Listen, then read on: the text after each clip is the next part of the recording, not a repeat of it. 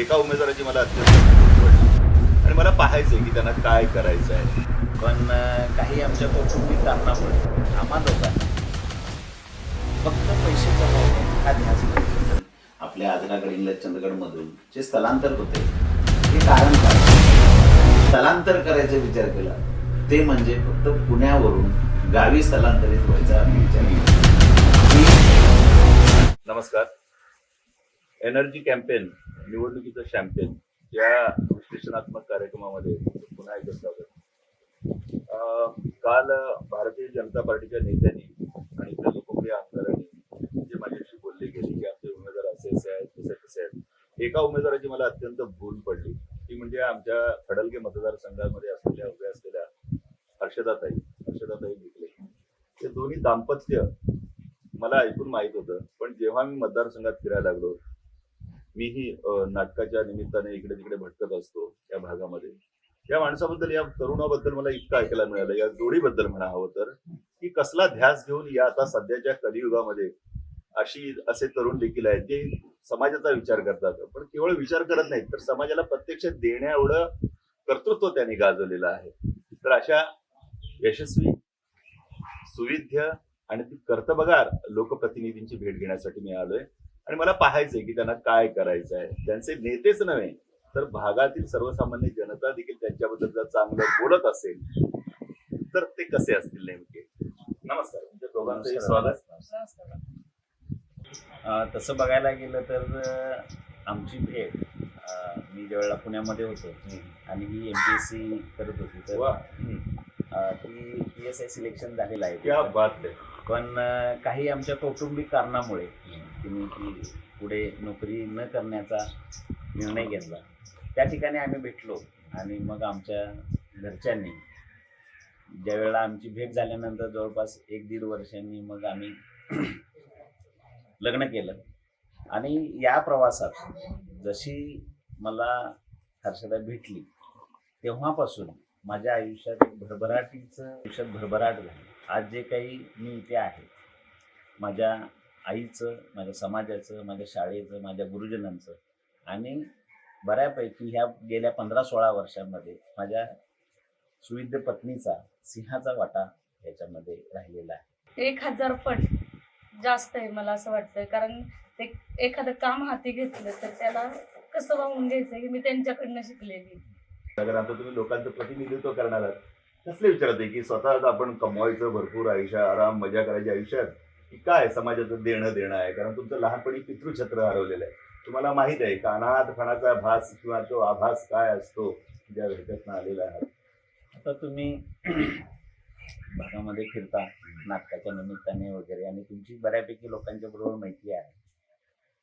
म्हणजे साधारणतः माझा 85चा जन्म आहे आणि 1 वर्षातच माझं पितृक्षेत्र हरवलं. या सगळ्या प्रवासामध्ये माझ्या आईने, माझ्या समाजाने आम्हाला आमच्या गावाने सुद्धा आम्हाला खूप चांगल्या पद्धतीने सांभाळलं. पण ज्या वेळेला आमची विचार जुळणी म्हणजे काय, की आम्हाला वैयक्तिक आम्हा दोघांना फक्त पैसे कमवणे हा ध्यास नाही.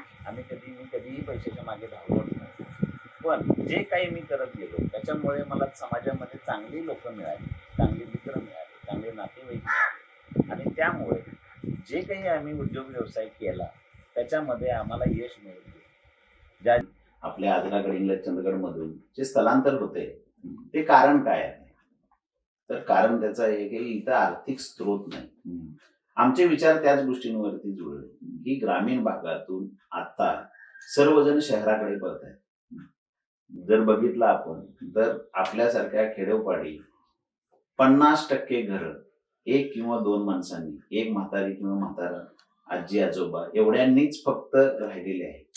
आपल्याला जर ह्याच्यावरती जर काही काम करायचं असेल तर आपल्याला काय करायला लागेल, ग्रामीण भागामध्ये आर्थिक गंगा वाहती केली पाहिजे. बघा आता कसं आहे की मोठमोठ्या कंपन्या येतात, मग तिथं कामगार लागतात, वाहतूक लागते, इतर हॉटेल इंडस्ट्री येते, रस्ते खुले होतात. हे एका कंपनीमुळे होऊ शकतं. आम्ही जर आता शासनाचं जर धोरण बघितलं की बचत गटांसाठी, शेतकऱ्यांसाठी छोट्या छोट्या योजना सबसिडी देऊन किंवा खूप कमी व्याजावरती कर्ज देऊन शासन सुद्धा, महाराष्ट्र शासन असू दे, केंद्र शासन असू दे, यांनी योजना चालू केलेल्या आहेत. तर फक्त या योजना आपल्याला कशा पद्धतीनं राबवता येतील या गोष्टींचा आमचा विचार झाला आणि आम्ही स्थलांतर करायचा विचार केला. ते म्हणजे फक्त पुण्यावरून गावी स्थलांतरित व्हायचा आम्ही विचार केला की गावावरून पुण्याला तर गेलोच होतो, पण उलटा प्रवास हा रिटायरमेंट नंतर चालू होतो. म्हणून आम्ही तारुण्यातच केला तो. हा, असं म्हणायला काही हरकत नाही. 38व्या वर्षी आम्ही दोघांनी रिटायरमेंट घेतली. पुरेपूर ऊर्जा अंगात शिल्लक असतानाच तुम्ही गावाकडे परतलात. गांधीजी तुम्हाला नक्कीच धन्यवाद देतील. त्यांनी खेड्याकडे चला सांगितलं. खेड्याकडे चला, फक्त खेड्याकडे जाऊन चालणार नाही. आपल्याला खेड्याकडची आर्थिक परिस्थिती, सामाजिक परिस्थिती सुधारवण्यासाठी आपल्याला इथे आर्थिक स्वरूपाचं काहीतरी करायला पाहिजे. आमचे लाडके आमदार शिवाभाऊ यांची जी ग्रामीण शाश्वत विकासाची जी स्वप्न आहे, त्यांनी म्हटलं ना, भागाचं नंदनवन करण्याचं माझं स्वप्न, ते म्हणाले माझ्याशी. बरोबर. तर तीच जी ऊर्जा आहे ती आम्ही घेऊन काम करत होतो. या सगळ्याचा विचार करून आम्ही इथं ग्रामीण भागामध्ये रोजगार निर्माण करण्यापेक्षा आमचा उद्देश आहे की स्वयंरोजगार निर्माण करायचा. मग स्वयंरोजगार म्हणजे काय, तर महाराष्ट्र सरकारने बचत गटांना एकमेकांमध्ये गुंफलेलं आहे. आता जर तुम्ही आकडेवारीच बघायची झाली तर आजरा गडिंग्लज चंदगडमध्ये 5700 पेक्षा जास्त बचत गट आणि किमान एका बचत गटामध्ये 10 महिला असतात. तर या 3 तालुक्यांमध्ये 60,000 पेक्षा जास्त महिला गव्हर्नमेंटशी कनेक्टेड आहेत. ज्या वेळेला आम्ही या मार्केटिंग आणि हे व्यवसाय करत असताना सगळ्यात मोठं काय यायला पाहिजे, तर तुम्हाला मार्केटिंग आणि सेल आणि दुसरी विक्री करता आली पाहिजे. आणि दुसरी गोष्ट की तुम्हाला पैसे समजले पाहिजे. ग्रामीण भागामधल्या स्त्रियांमध्ये खूप मोठं पोटेन्शियल आहे, खूप मोठी ताकद आहे. तुम्ही आज मग एवढ्या मोठ्या शहरांमध्ये आपल्याला जाऊन ती अवस्था होते. इथं माझ्याकडे कमीत कमी 5 गुंठ्यामधली घरं आहेत आपल्याकडच्या लोकांकडे, पण तिथं जाऊन खुराड्यात राहिल्यासारखं राहायला लागतंय. हे निसर्ग सौंदर्य तेवढं, या सगळ्या हे निसर्ग सौंदर्य सोडून आपल्याला पुणे मुंबई सारख्या शहरामध्ये आपल्याला राहावं लागतंय. तर ते स्थलांतर थांबण्यासाठी आम्ही प्रयत्नशील आहे. बाबा आपला भाग जो आहे एवढा निसर्ग सौंदर्य नटलेला आहे, तर त्या निसर्गाचा म्हणजे पुणे मुंबई सारख्या शहरामध्ये आठवड्यातनं एखादा दिवस जाऊन आपण म्हणजे पर्यटनासाठी हे करतो, तर इथं सगळं तुम्हाला मोफत मिळतंय. आणि आपल्या माणसांमध्ये राहण्याचा जो आनंद आहे तो वेगळाच आहे. ज्यावेळी मी म्हणजे आमच्या गावामध्ये आपल्या भागामध्ये ज्यावेळी फिरले त्यावेळी मी पाहिलं की म्हणजे अनेक वयोवृद्ध जी लोक आहेत आपल्या गावातली ती एकटी राहतात. का तर पुणे मुंबई सारख्या शहरांमध्ये आपली तरुण पिढी स्थलांतरित झालेली आहे. म्हणजे एक स्त्री कमीत कमी म्हणजे भाजी भाकरी बनवून खाऊ शकते, पण जे वयोवृद्ध पुरुष आहेत तर पैसा जरी उपलब्ध असला तरी करून खायला घालायला कोण नाही. आणि ह्या गोष्टीचं मला म्हणजे खूप वाईट वाटलं. त्यावेळी आमच्या दोघांचं म्हणजे ज्यावेळी आम्ही एकमेकांशी बोललो ह्या गोष्टीबद्दल, तर आम्ही ठरवलं की नाही, आपल्याला ह्या लोकांसाठी काहीतरी करायचंय.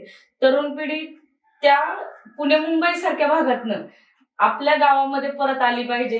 म्हणजे आपली मुलं आपल्या बरोबर राहतात हे जे समाधान आहे ते आई वडिलांच्या चेहऱ्यावरती आपल्याला आणायचंय. आपण नोकरी व्यवसाय म्हणजे नोकरी निर्माण करण्यापेक्षा आपल्याला व्यावसायिक इथं निर्माण करायचे ते, आणि ते व्यावसायिक इथं निर्माण झाले तर गांधीजींनी सांगितलंय खेड्याकडे चला. तर खेड्याकडे चला म्हणजे नुसतं येऊन उपयोग नाही, तर खेडे आर्थिकदृष्ट्या सुबक झाली पाहिजे. त्याचबरोबर इथली माणसं इथे राहिली पाहिजे की आपल्या आई, आपले वडील, आपले जे काही नातेवाईक आहेत तर त्यांच्या बरोबर आपल्याला आनंद म्हणजे जीवन हा एक प्रवास आहे.